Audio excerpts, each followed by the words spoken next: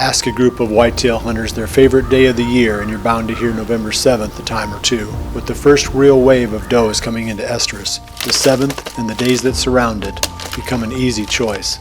Bucks now travel non-stop in search of a receptive doe, and then after tending that doe, they will immediately begin to search again. On the morning of November 7th, Mike Reed is sitting in a stand on his new farm, observing a nearby field. It's that. I've got a bunch of pictures of him. He's got a little Nicker 4. Looks fairly mature. His tongue's hanging out.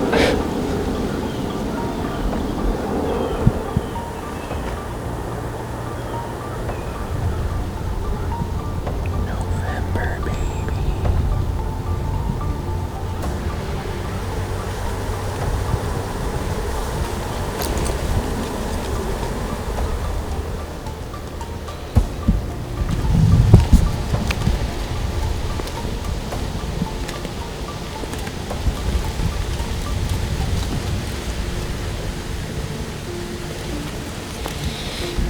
Good morning. We have a beautiful morning here in Iowa. It's November 7th. Mid-40s, south-southwest wind. Feels nice and cool. And Ryan and I are down at the River Bottom Farm. We've got a great setup on this bluff, blowing our wind back over the river here. And we're already having a great hunt. We've had a hot doe come through the CRP here in front of us and have had 2 bucks on her. One is a more mature. He's basically an 8-pointer. He's got a little Nicker 4. I think he might, be a scoreable 9. And then that deer's a little more mature. And then a nice younger 10, really beautiful 10. I think he's just a 3-year-old. I've got pictures of both those deer. Heard some antlers clashing together early this morning, and wasn't sure if it was another hunter on the neighboring property or what. And then all of a sudden, out popped those deer. So pretty cool to see that. We're going to sit in here for a while this morning. We're in a great spot for cruising, just being right here on the river.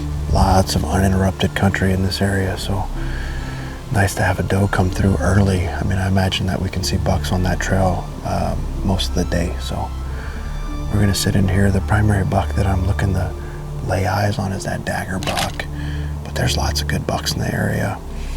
Anyway, we're going to get quiet again. Hopefully the action continues.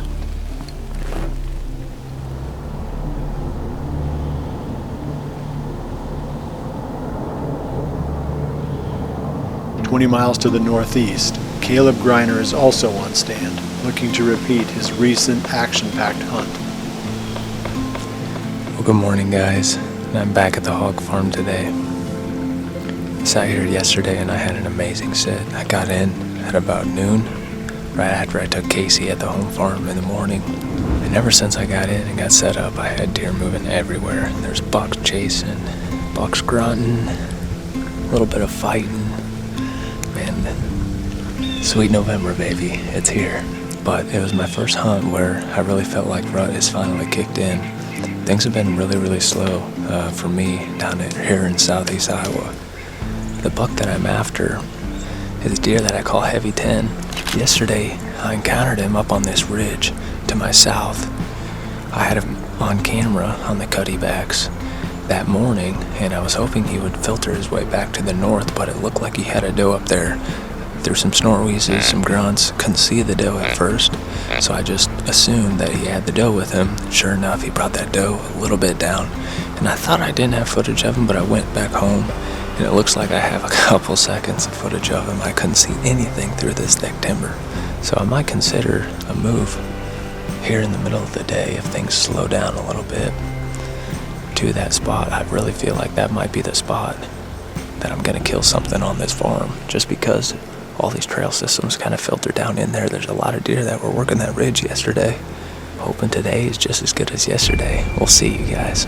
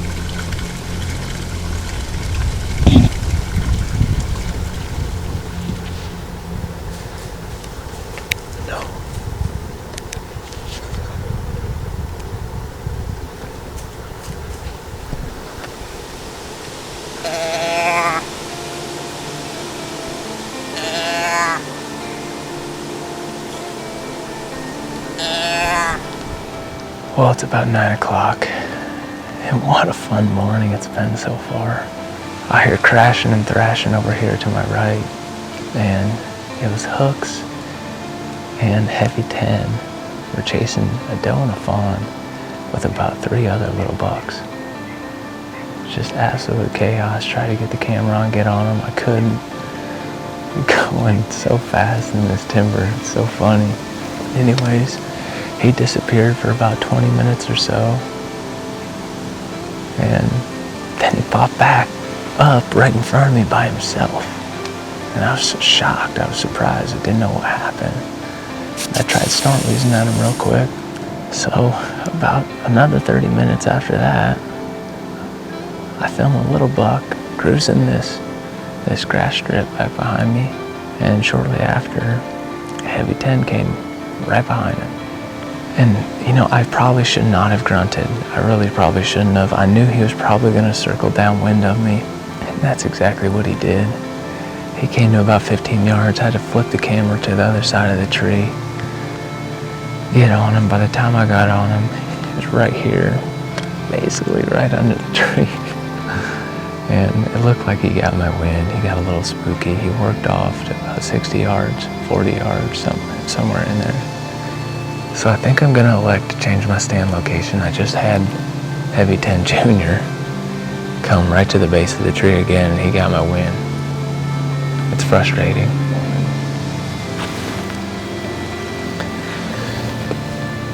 Decisions. While Kaleb ponders his next move, back on the CRP field, Mike is wrapping up his morning. It's about 10:30. We're gonna start packing up. Nice hunt. It's cool to see those 2 bucks.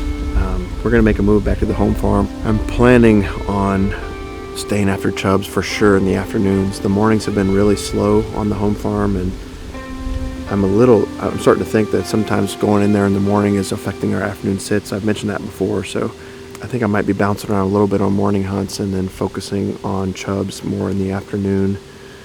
So anyway, we're going to start getting packed up and head back over there, and we'll see you guys there. They smell good at least. Despite solid action enjoyed by other team members, the morning of November 7th was slow for Jared Mills. He sits the entire morning, calling regularly, but without the appearance of a buck.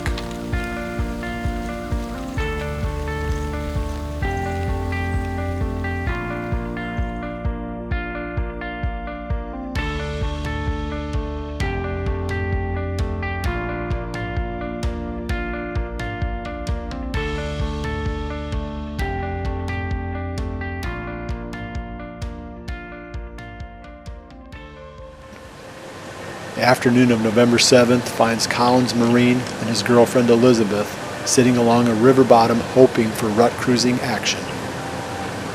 It is November 7th, and Elizabeth and I are getting a little bit of a late start this morning. I think it's about 11 o'clock now, but we're back down on one of the river bottom farms, actually the same farm that we hunted last night. And the reason that we're late to the stand today is Elizabeth hit a buck last night on one of the food plots, came right into the decoy right at last camera light, and she got what I thought was a good hit right away. And we looked back at the footage, and it looked like it was a little too close to the shoulder.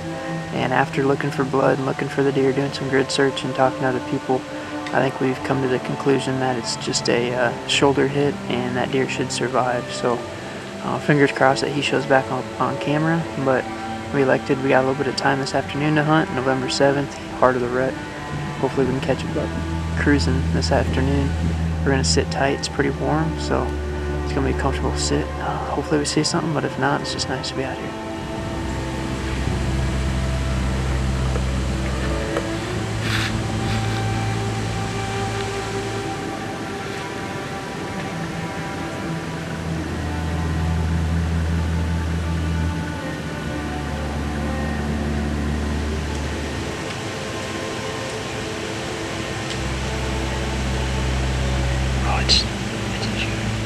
It's coming right here. See him? Right here, babe, on the creek.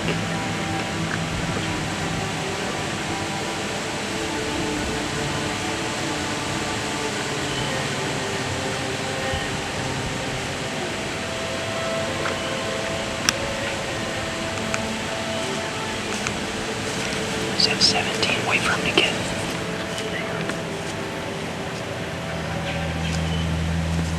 Have to let him get past us a little bit, okay?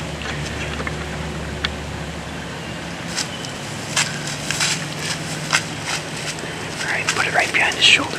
Hang on, I'll stop him. Meh. You smoked him.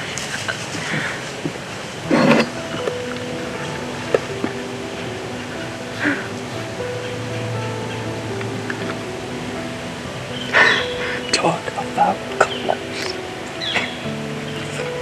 I would have rather shot him when he was right there. I wanted him close, babe. Oh my goodness. She shot that deer at noon. November 7th. They are cruising. We just got done watching this little buck. He's been in and out of here all morning. And then we just waited for this buck to, I'm still flustered. I can't believe it just worked like that. We were kind of down on the dumps this morning, you know. The buck that she hit last night, clean shoulder hit. We didn't find much blood. Trailed him. Did not find him. He is still alive. I'm 100% sure of it, just based on the shot and the amount of blood that we found and the way he acted after he left. I mean, but then we came in here and set up. The deer came right under the stand, as you guys saw. She did so good. I told her to draw back, thinking he was going to come by at 15, and he ends up coming straight down to the base of the tree, essentially. Luckily, he turns and goes to the right, and I stopped him, and it looks like she drilled him. I told him, keep it back from that shoulder right before we got in here, and she did that, and blood was coming out as he was walking up through there. He was panting real hard, which means lungs, I'm hoping. So we're going to look back at the footage and see what it looks like, but I think I feel a lot more confident on this one, I'll tell you that.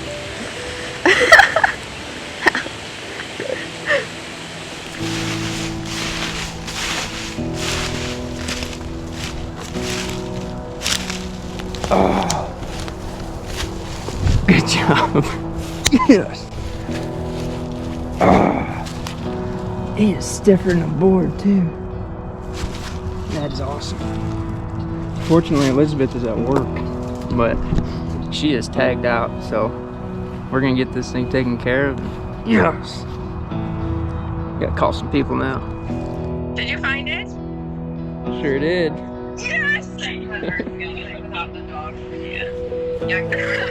He's here. He was dead? Oh yeah, he's stone dead. He died last night. He's stiff. Oh. Oh, I'm so happy. You know, I'm just super proud of Elizabeth for this. After that hit, or that shot that she had on Saturday night, I know it's hard to get that confidence back, especially after you don't find a deer. And then going into this one, she never gave up hope. I don't know, she's been practicing all year, and it's just a tough part about shooting those low poundage bows. You know, this is her first year bow hunting. As you guys know, it's tough getting that weight drawn back, and she's shooting right around 38, 40 pounds, and I think this for next year we're going to practice and hopefully get a little more, so that way we don't have to worry about anything close to the shoulders.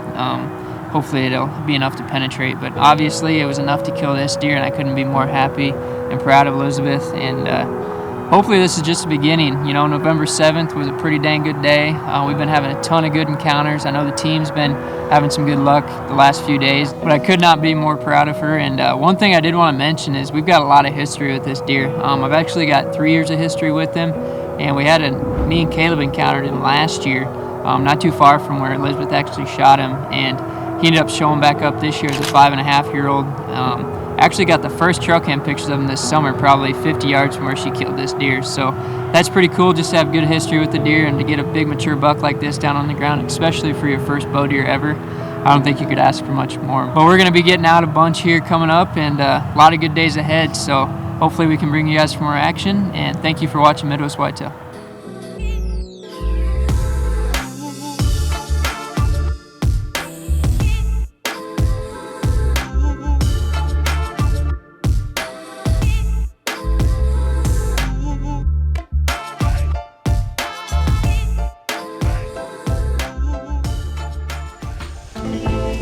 After making the midday adjustment, Kaleb Greiner is back on stand, hoping to get another chance at one of the target bucks that roam these gorgeous hardwood ridges.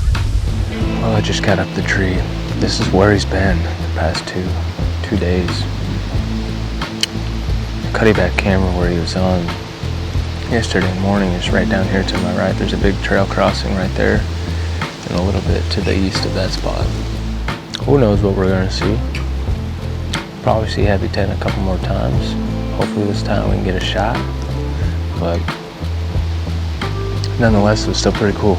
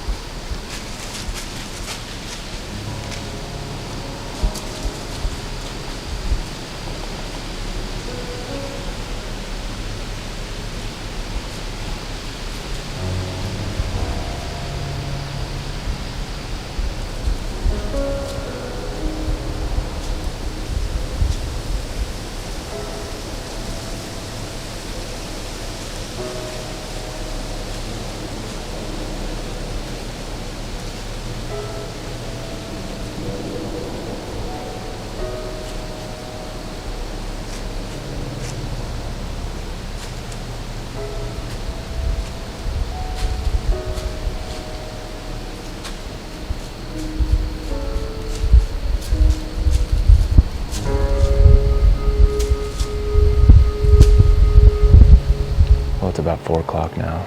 It's been about 4 hours since I made that stand change, about 100 yards to the south of where I was this morning. And so far, it's not been terrible. I mean, the deer movement is just starting to pick up. I just had a really nice 4-year-old come to the stand about 30 yards away, and I haven't named that deer whatsoever.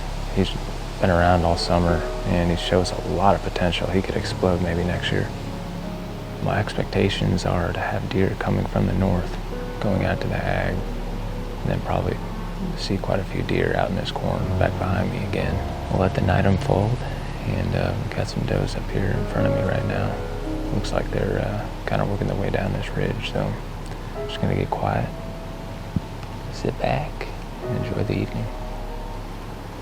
While Kaleb settles in, looking forward to what the evening may hold, 35 miles to the northwest, Mike Reed ensures everything is dialed in before making another attempt at Chubbs. 3 o'clock.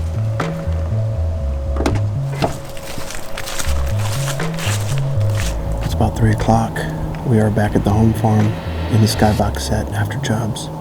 It's hot, 65, 67 degrees, south wind. We've already had a little buck, that real pretty young lopsided 10 that we filmed earlier in the year. He just came through the back of the plot. This is Chubbs' most active area on camera, so I'm committed to hunting him here for a little bit. Hopefully he shows up tonight.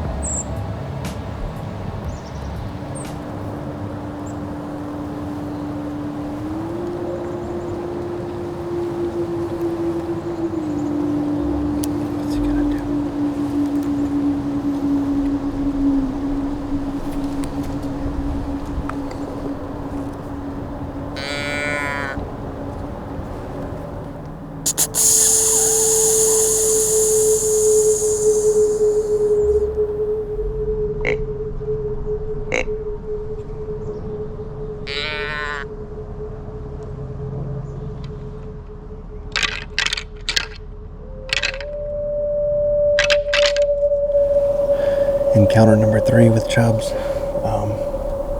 Don't feel like we had much of a chance there. He popped into the food plot and just walked straight across the back. And I mean, he had seemingly a destination in mind. As quick as I realized it was him, I stood up and just got him in the glass, and he was moving. So I tried to doe bleed, thinking that if there was a doe down here, he might want to come check it out, but he couldn't hear it. And so I just snort wheezed with my mouth, and I had him in the binos. I mean, he definitely heard me. He looked this direction, hesitated for 3 seconds, then kept walking. So I threw a couple grunts back behind us and did a quick little rattle just to see if I could entice him. We had that young 10 come out of there like right before he popped out. And so he knows that a buck had moved down here. He's hoping to kind of paint a picture of, a doe being down here and the buck's kind of getting after it, but I don't think he's a deer that I can successfully call to, and it just doesn't seem like Chubbs is the most dominant deer out here. The 6x5 beat him on the 29th, and I'm sure Big Mac can push him around too. So we'll see. It's nice to see him again. I mean, we're definitely honing in on where he wants to be. Hopefully it makes a reappearance, but if not, we'll see you guys next time we're out. With the odds of Chubbs making another appearance low, Mike licks his wounds, waiting on the cover of darkness to sneak out. Back in the hardwoods, things are getting interesting for Kaleb Greiner.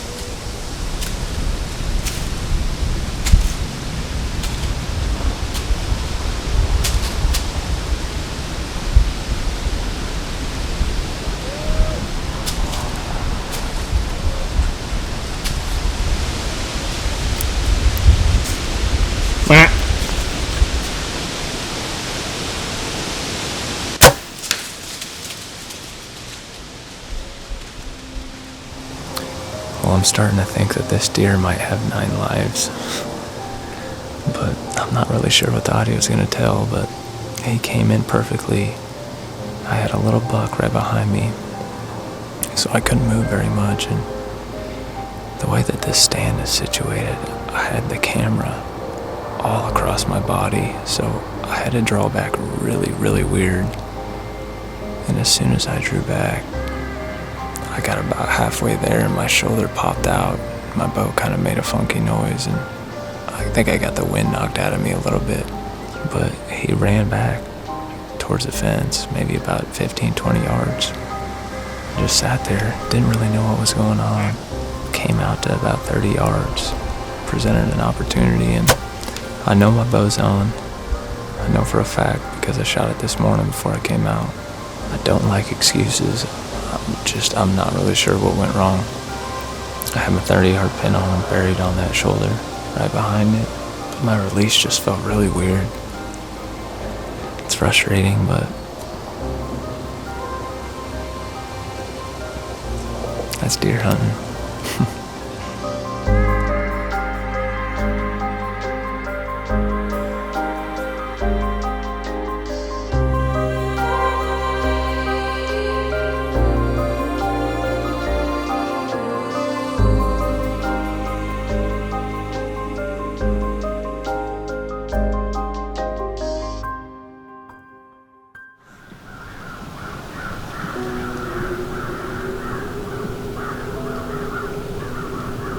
It just doesn't seem like Chubbs is the most dominant deer out here. The 6x5 beat him on the 29th, and I'm sure Big Mac can push him around too.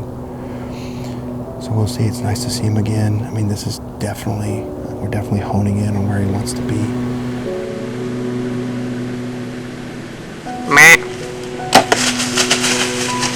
You smoked him. Talk about close.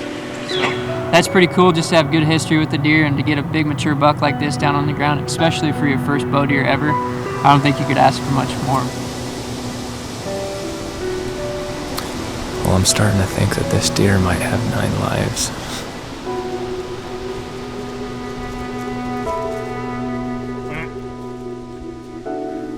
Another day has come and gone, leaving behind some incredible memories. Regardless of prior experience, We feel that there is a degree of luck involved in every harvest. We make educated guesses, but at the end of the day, the bucks do whatever they please.